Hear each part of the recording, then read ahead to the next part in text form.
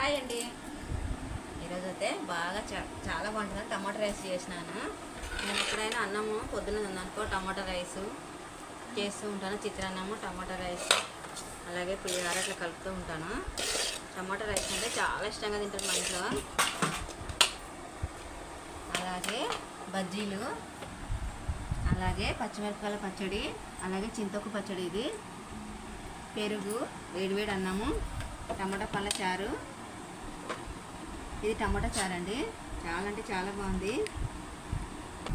చట్నీ అయితే ఇది పల్లెటూరు చింతొక్కు చట్నీ అండి. పల్లెటూరులో ఎక్కువ తింటారు చింతకాయ పచ్చడిని, చాలా ఇష్టంగా తింటుంటారు. మా ఇంట్లో చింతొక్కు చట్నీ చేస్తా అంటే పప్పు మొత్తం వదిలేసి చట్నీ మాత్రమే తినేస్తారు, అంత ఇష్టము. చాలా అంటే చాలా బాగుంది. మా చింతొక్కు చట్నీ ఎవరికైతే ఇష్టమో కామెంట్ చేయండి. బాయ్.